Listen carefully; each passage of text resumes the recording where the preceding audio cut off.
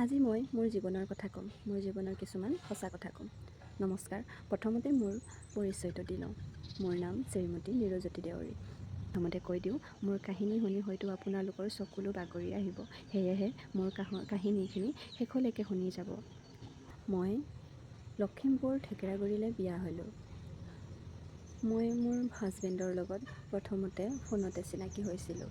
বহুত দিন মই ফোনতে কথা পাতি আছিলোঁ। মোৰ এটা কিপেড ফোন আছিলে। বহুত দিন কথা পতাৰ পিছত মই মানুহটোলৈ মই নিজে গুচি আহিলোঁ। এদিন মোৰ মানুহটো যেতিয়া কামত আছিলে, ডিউটিত আছিলে, ওচৰৰে কাষৰে কোম্পানী এটাত মোৰ মানুহটোৱে কাম কৰে। মই মানুহটো নাথাকোঁতে এদিন গুচি আহিলোঁ আৰু আহি পাই দেখোঁ ঘৰত কোনো নাই।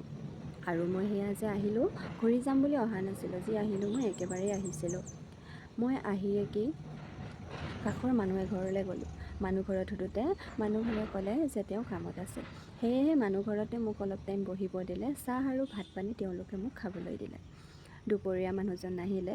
পাছবেলা যেতিয়া 5টা বাজিছে, সন্ধিয়া মানুহজন ঘৰলৈ ঘূৰি আহিলে। আৰু ঘূৰি অহাৰ লগে লগে কাষৰ ঘৰৰে বাইদেউগৰাকীয়ে চিঞৰি মাতিলে, অ' ভাইটি শুনা, তোমাৰ আলহী আহিছে। তেতিয়া মোৰ মানুহজন আহিলে আৰু আহি মোক দেখি মানুহজন আচৰিত হ'ল আৰু মোক সুধিলে, তুমি কিয় গুচি আহিলা? তুমি ঘৰলৈ যোৱাকৈ যোৱা। মোক বাৰে বাৰে কৈছিলে, কিন্তু মই শুনা নাছিলোঁ। মানুহে কয় নহয় প্ৰেম অন্ধ বুলি।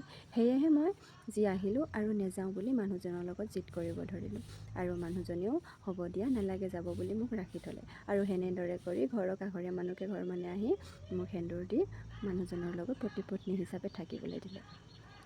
এনেকৈ কেইদিনমান গ'ল। মানুহজন ডিউটিলৈ যায়, মই দিনত অকলে থাকোঁ ঘৰত।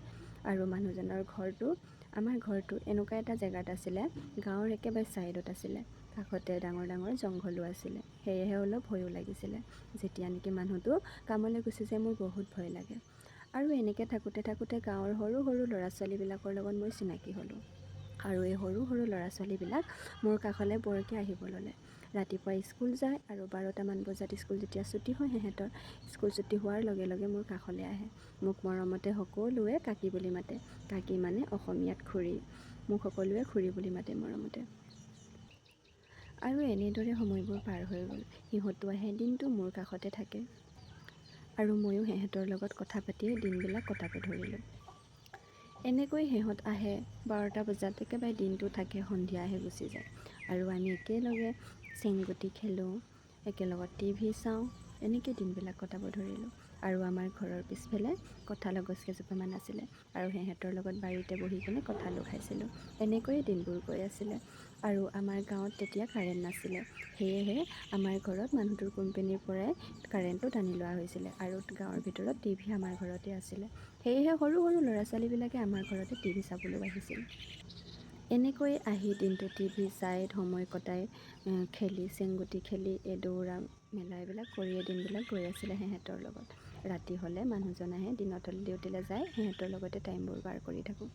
এনেকৈয়ে থাকি থাকি মই ভাবিলোঁ, যিহেতু মই পঢ়াটো ইমান বেয়া নাছিলোঁ, মই ভাবিলোঁ সিহঁতক এটা ফ্ৰী টিউশ্যন কৰিম বুলি। কাৰণ যিহেতু দিনটো ইয়াত থাকেই, এনি টাইমটো খেলি থাকিলে নহ'ব বুলি ভাবি মই সিহঁতৰ ভাল চিন্তা কৰি সিহঁতৰ লগত মই টিউশ্যন কৰাৰ কথা ভাবিলোঁ। সিহঁতক ক'লোঁ, সিহঁতে ঘৰৰ মানুহকো ক'লে।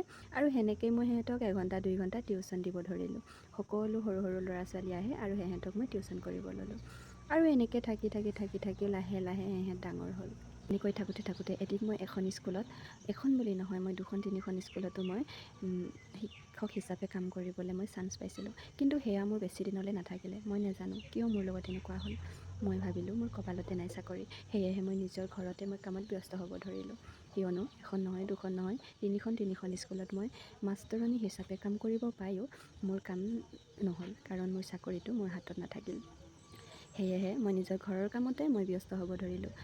মোৰো গৈ গৈ এতিয়া 4-5 বছৰ হ'লগৈ বিয়া পতা। আৰু সিহঁত ডাঙৰ যিহেতু হৈ আহিলে, সিহঁতৰো ক্লাছ বেছিকৈ হোৱা হ'ল স্কুলত। আৰু সিহঁতো ইমানকৈ ঘৰৰ পৰা নোলোৱা হ'ল। আহে 1 ঘণ্টা 2 ঘণ্টা ইয়াত থাকে, গুচি যায়। যিখিনি ল'ৰা ছোৱালী দিনটো আহি মোৰ ওচৰত দিনটো আছিলে, এতিয়া 1 ঘণ্টা 2 ঘণ্টা থাকে, মনটো বেয়া লাগে। কিন্তু কি কৰিব, সময়ে সলনি হৈছে, সিহঁত ডাঙৰ হৈছে, সিহঁতেতো নিজৰ চবৰে দায়িত্ব আছে। সেয়েহে সিহঁতৰ নিজৰ দায়িত্ব পালন কৰিবলৈ লৈছে এতিয়া। সেয়েহে ময়ো ভাবিলোঁ মোৰ এটা বাচ্ছা হোৱাৰ কথা। মই বেবী প্লেন কৰিব বিচাৰিলোঁ। মানুহটোকো ক'লোঁ, মানুহটোৱেও ক'লে ঠিক আছে। এনেকৈয়ে থাকি থাকি আমাৰ আকৌ 6 বছৰ হ'ল, কিন্তু আমাৰ কোনো সন্তানৰ মুখ নেদেখিলোঁ। মোৰ বহুত ভাগি পৰিলোঁ। ইমান সৰু সৰু ল'ৰা ছোৱালীবোৰৰ লগত থাকি থাকি ময়ো বিচাৰিছিলোঁ মোৰো এটা বেবী হওক, মোৰো এটা বাচ্ছা হওক, কিন্তু সেইখিনি ভগৱানে নিদিলে। কয় নহয়, বিধিয়ে দিলে বিধাতাই নিদিয়ে। হয়তো মোৰ ক্ষেত্ৰতো তেনেকুৱাই হ'ল। মই যিমান বিচাৰিও মোৰ নিজৰ সন্তান এটা নাপালোঁ। এনেকৈয়ে থাকিলোঁ। মই বহুত ভাগি গৈছিলোঁ। দিনে ৰাতি কান্দি থাকিব ধৰিলোঁ। সৰু সৰু ল'ৰা ছোৱালীবোৰ যেতিয়া ডাঙৰ হ'লেও সিহঁতে কোনোবা টাইমত আহি মোৰ লগত টাইম কটায়। এনেকৈয়ে সেনেকৈ হাঁহি হাঁহি থাকিলোঁ। সিহঁতে মোক কান্দিবলৈও দিয়া নাছিলে, কাৰণ মই কান্দিবলৈ টাইমেই পোৱা নাছিলোঁ। এনেকৈয়ে থাকি থাকি অলপ দিন থকাৰ পিছত মই গম পালোঁ মানুহ এগৰাকীৰ এটা সন্তান হৈছে আৰু মানুহগৰাকী এইখন পৃথিৱীত নাই। বাচ্ছাটো চাবলৈ কোনো নাই, বাপেকেনো কিমান দিন চাব। মই সেইকাৰণে ভাবিলোঁ আৰু মানুহবোৰেও বিচাৰি আছে, বাচ্ছাটো কাৰোবাক দি দিম বুলি কৈছিলে। মই এনেকৈ গম পালোঁ। গম পাই গৈ মই আৰু মোৰ মানুহটোৱে বেবীটো লৈ আহিলোঁ আৰু বেবীটো আনিলোঁ। তাক মই চুকত সোমাই নিয়ম নীতি কৰি চব চুৱা ইয়াতে ভাঙিলোঁ, মোৰ ঘৰতে। মই নিজৰ সন্তান হিচাপে তাক ডাঙৰ দীঘল কৰিলোঁ আৰু এনেকৈয়ে থাকিলোঁ। থাকি তাক মই দুধদানি খুৱাওঁ, যিহেতু মোৰ নিজৰ সন্তান নহয়, কিন্তু মই নিজৰ সন্তান বুলিয়ে ভাবোঁ। সেয়েহে তাক মই দুধদানি খুৱাওঁ। আৰু গাঁৱৰ যোনবিলাক সৰু সৰু ল'ৰা ছোৱালী এতিয়া ডাঙৰ হ'ল, শান্তি বিয়া হ'ল, ছোৱালীবিলাক সিহঁত আহে, সিহঁতে মোক বেবীটো ধৰি দিয়ে, মই কাম কৰোঁ। এনেকৈয়ে টাইমবোৰ পাৰ হৈ গ'ল। লাহে লাহে সৰু সৰু ল'ৰা ছোৱালীবিলাক ডাঙৰ হ'ল, কলেজ গ'ল, মেট্ৰিক দিলে আৰু মোৰ ল'ৰাটো লাহে লাহে গৈ 4 বছৰ হৈ গ'ল। বহুতে ডাঙৰো হ'ল। কেনেকৈ যে ক'ত টাইমবোৰ গ'ল গমেই নাপালোঁ। এনেকৈ থাকি থাকি এদিন মোক গাঁৱৰ সকলোৱে ভাল পায়। বুঢ়াৰ পৰা ধৰি লৈ, ডেকাৰ পৰা ধৰি লৈ, সৰু ল'ৰা ছোৱালীলৈকে মোক ভাল পায়। কিন্তু নিয়তিৰ খেল, মই নাজানো ক'ত কি ভুল হৈ গ'ল। মোৰ কি ভুল আছিলে মই নাজানো। এদিন গম পালোঁ মই বোলে পগলা হ'লোঁ। মই বোলে ৰাস্তাত ৰখি ৰখি থাকোঁ, ৰাস্তাই ঘাটে পদূলিয়ে ৰখি ৰখি থাকোঁ। মই ৰাতি দিনেনো চিনি নোপোৱা হ'লোঁ। মই ভাত পানী খাবলৈ বোলে বাদ দি দিলোঁ। মই বোলে শুবলৈও বাদ দিলোঁ। কিন্তু মই গম নাপাওঁ মোৰ কি ভুল আছিলে। মই কেতিয়াও কাৰো বেয়াটো ভবা নাছিলোঁ। মানুহে কয় মই বোলে পগলা। কেনেকৈ মই পগলা? কিছুমানে আকৌ কয় এইজনীনো পগলানে, এই মতা পগলা, এই কিবা পগলা, এনেকৈও মোক বহুতে ক'ব ল'লে। কিছুমানে কয় মই হেনো ধুমকি কৰি আছোঁ। মোৰনো ধুমকি কৰিবলৈ কি দৰকাৰ, নহয়নে? কিছুমানে কয় ইমান আৰু ধুনীয়া চফা পগলা মই প্ৰথমবাৰহে দেখিলোঁ। কাৰণ মই বোলে ৰাতিপুৱাই উঠি গা পা ধুই চাফ চিকুণ হৈহে ওলাই যাওঁ। কিন্তু মই গা নোধোৱাকৈ কেতিয়াও নাথাকিছিলোঁ, কাৰণ মই পগলা হ'লেও হেনো চফা হৈয়ে আছিলোঁ। এনেকৈয়ে থাকি থাকি মোৰ বহুত দিন গ'ল। মোৰ 12 বছৰ 13 বছৰ এনেকুৱাই হ'ব হ'ল। হয়তো মই 5 বছৰ 4 বছৰমান চাগে পগলা হৈয়ে ঘূৰিলোঁ। মই ঘূৰিয়ে আছোঁ। মই ৰাস্তাই ঘাটে সকলোৰে গালি শুনো।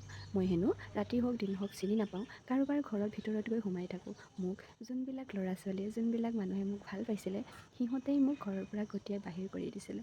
যোনে মোক আপুনিৰ বাহিৰে বেয়াকৈ ৱৰ্ড কোৱা নাছিলে, সেইসকলে মোক এতিয়া ওলাই যায় ইয়াৰ পৰা বুলি কয়। মোক হেনো গতিয়াই বাহিৰ কৰি দিয়ে।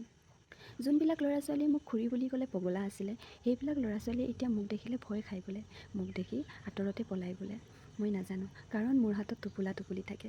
সেই টোপোলাত বোলে মই কাপোৰ ভৰাই 7টামান পলিথিনত পেকিং কৰি টোপোলাটো কোচত লৈ থাকোঁ আৰু মই চফাকৈ থাকোঁ। কিন্তু আৰু বোলে মই যিমান টেকটেকীয়া ৰ'দ দিলেও গৰম দিনত মই হেনো এটা চুৱেটাৰ পিন্ধি ৰ'দতে ৰখি থাকোঁ। মই নাজানো কিয় মই এনেকুৱা কৰিছোঁ, কাৰণ হেনো মই পগলা। কিছুমানে কয় মোৰ হেনো ভূত লাগিছে, কিন্তু মই নাজানো মোৰ কি হৈছে। মানুহে কয় মই বোলে এঙাৰৰ নিচিনা ক'লা হৈ গৈছোঁ। যোনজনী মানুহ ঢেকঢেকীয়া বগা আছিলে, সেই মানুহজনী এতিয়া হেনো এঙাৰৰ নিচিনা ক'লা হৈছে। মই বোলে শ্মশানশালীৰ এঙাৰ খাওঁ, কিন্তু মই নাজানো মই যে পগলা, নহয়নে? মই যোনখন তিনিআলিত ইমান সন্মান পাইছিলোঁ, সেইখন তিনিআলিতে আজি মোক মানুহে দেখিলে লেই চেই কৰে। মানুহে মোক এচাৰি লৈ খেদায়। কিছুমানে মোক খেদায় মতা পাগল তই, ইয়াৰ পৰা যা। কিন্তু মই নাজানো মই এইখন পৃথিৱীত আছোঁ নে নাজানো, মই একোৱেই গম নাপাওঁ। হয়তো আপোনালোকৰ মোৰ কাহিনীখিনি শুনি বহুত আচৰিত লাগিছে, কিন্তু এইখিনি মই সহ্য কৰি আহিছোঁ। এনেকৈ থাকি থাকি বহুতখিনি অত্যাচাৰ মই সহ্য কৰিছোঁ। কেতিয়াবা মই হেনো খোজকাঢ়ি আমাৰ এই কাষৰ সোৱণশিৰি দলংখন পাৰ হৈ বহুত দূৰ পাওঁগৈ। আকৌ কাৰোবাৰ হেনো বাইক ৰখাই থ'লে বাইকত উঠি মই গুচি যাওঁ। কাৰোবাৰ গাড়ী যদি দৰ্জা খুলি থয়, গাড়ীৰ ভিতৰত বোলে মই সোমাই যাওঁ। কাৰণ মই পগলা যে, মই এনেকৈ বোলে ক'ত গুচি যাওঁ মই নিজেই নাজানো। মোৰ মানুহটোৱে মোক বহুত বিচাৰি আনে, বহুত দেখাইছেও মেডিকেলত, কিন্তু মই ভাল হোৱাৰ নামেই লোৱা নাই। মোক বেজকো দেখাইছে, মোক মেডিকেলতো দেখাইছে, কিন্তু মই ভাল হোৱা নাই। মই নাজানো মোৰ কি হৈছে। এনেকৈ বহুত দিন থাকিলোঁ, বহুত মই ঘূৰিলোঁ, বহুতৰ গালি শুনিলোঁ, বহুতৰ বেয়া ব্যৱহাৰো পালোঁ। এদিন শেষত মানুহটোৱে অসহ্য হ'ল। মানুহটোৱে ভাবিলে যিমান যি হ'লেও মানুহটোৱে মোক কিমাননো এনেকৈ চাই থাকিব। এই অৱস্থাত মানুহটোৱে মোক লৈ পাগল থানালৈ পঠালে। হয়, মই পাগল থানাত আছোঁ এতিয়া। মোৰ পাগলখানাত মোক ভৰাই দিলে। মই যিহেতু ভাত পানী নোখোৱা হ'লোঁ, টোপনি নোযোৱা হ'লোঁ, মই মানুহজনী একেবাৰে অৱস্থা নাইকিয়া হৈ গ'লোঁ। ভাবি চাওকচোন, এটা মানুহে বা এজনী মানুহে ভাত পানী নাখায়, এবাৰো চকু নুমুলি থাকে, এই মানুহজনীৰ অৱস্থা কেনেকুৱা হ'ব পাৰে? মই ঠিক তেনেকুৱাই হ'লোঁ। ভাতো নাখাওঁ আৰু মই টোপনিও নাযাওঁ। সেয়েহে মানুহটোৱে অশান্তি পাই চিন্তা কৰি মোক পাগলখানাত ভৰ্তি কৰি দিলে। আৰু মোক পাগলখানাত মোক বহুত গালি দিলে। মোক গালি দি দি ভাতো খোৱালে, মোক শুবলৈও ট্ৰাই কৰালে, আৰু মই শুলোঁ আৰু মই ভাতো খাব ল'লোঁ। আৰু এনেকৈ মই থাকি 4-5 মাহ ভালকেই থাকিলোঁ তাত। অৱশেষত মই অলপ সুস্থ হ'লোঁ। এতিয়া বৰ্তমান মই মোৰ মা ঘৰত আছোঁ। মোৰ মাহঁতে মোক ইয়ালৈ লৈ আহিলে, কাৰণ মোৰ মানুহটো বৰ্তমান অসুস্থ। তেওঁ এতিয়া মেডিকেলত ভৰ্তি হৈ আছে। মোৰ ল'ৰা এতিয়া স্কুল গৈ আছে। সি ঘৰত গাঁৱৰে সৰু সৰু ল'ৰা দুটাৰ লগত থাকে। মই বৰ্তমান মাৰ ঘৰত আছোঁ, কাৰণ মই অলপ সুস্থ হৈছোঁ। আৰু মই ভাবোঁ মই আগলৈ যাতে সুস্থ হৈ উঠোঁ, আৰু মোৰ মানুহটোও যাতে সুস্থ হৈ ঘৰলৈ ঘূৰি আহে। মোৰ যদি কাহিনীটো ভাল লাগিলে, তেনেহ'লে এবাৰ আপোনালোকৰ ৰায় জনাই থৈ যাব, মানুহৰ লগত জানো এনেকুৱা কৰিব পাৰে। কিন্তু মোৰ কাহিনীটো কোনো কাল্পনিক নহয়, এইটো এটা সত্য কাহিনী। মৰমৰ বন্ধু বান্ধৱীসকল, এইটো কাহিনীটো একেবাৰে সত্য কাহিনী, আৰু এই কাহিনীটো মোৰ নহয়, আমাৰ কাষৰে ঘৰৰ খুৰী এজনী। সেই সৰু সৰু ল'ৰা ছোৱালীৰ মাজত ময়ো আছিলোঁ। কেতিয়াবা সেই খুৰীজনীৰ কথা ভাবিলে আমাৰো বহুত দুখ লাগে, যিহেতু সৰুৰ পৰা আমাক সেই খুৰীয়ে তুলি তালি ডাঙৰ দীঘল কৰাৰ নিচিনা। যদি মোৰ ভিডিঅ'টো ভাল লাগিলে লাইক কৰিব, কমেণ্ট কৰিব। আজিলৈ আহিলোঁ, ধন্যবাদ।